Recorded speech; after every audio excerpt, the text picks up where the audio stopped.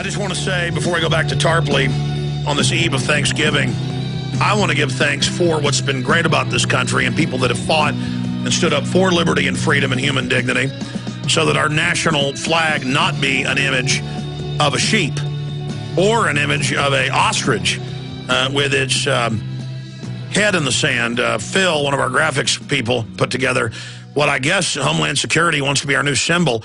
In the stars and stripes blue area where the stars would be, we have the ostrich and the sheep as one flag. And then we also have just the sheep alternate with sheep for the stars. But I want to commend everybody standing up to Big Brother sticking their hands down their pants. This has finally broken the trance. And we're going to have victory against this. Webster, briefly, because I want to get back into North Korea, do you agree that this is a bridge too far? The system tried to go too far with this social conditioning for the federal takeover by minimum wage gropers?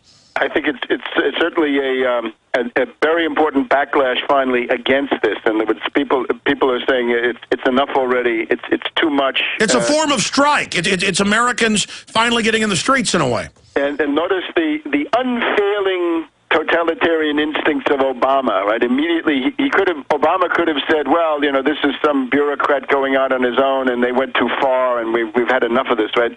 Obama is killing himself politically in order to serve these Wall Street masters, and on this issue, he's doing the same thing. So I hope that this becomes a voting issue, and that people can, you know, if these new Republicans, let's put them to the test. Let them bring in a bill immediately in the first week of January to put a stop to this stuff, and let's vote on it. And let's see if these people are worth anything, right? They claim to be populist. All right, let's find out. Very well said. We've only got a few minutes left. And again, folks, we'll continue to cover this throughout Thanksgiving and Friday and into Sunday at Infowars.com and PrisonPlanet.com. Also want to give thanks to the Drudge Report, really pushing this out into the national debate.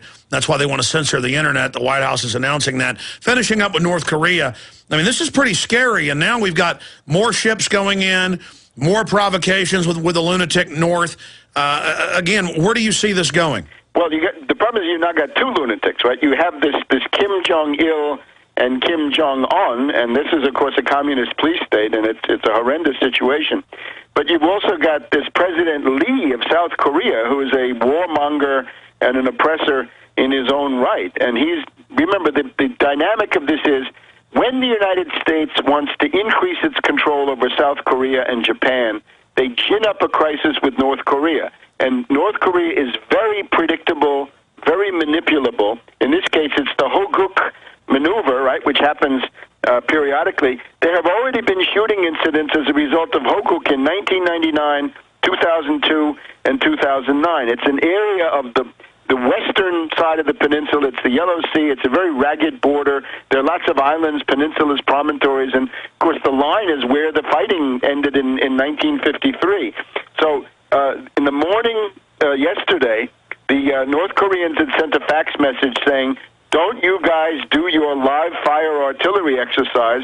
We consider that to be our territory. Don't you fire into our sovereign territory, or we'll shoot back the way we always do.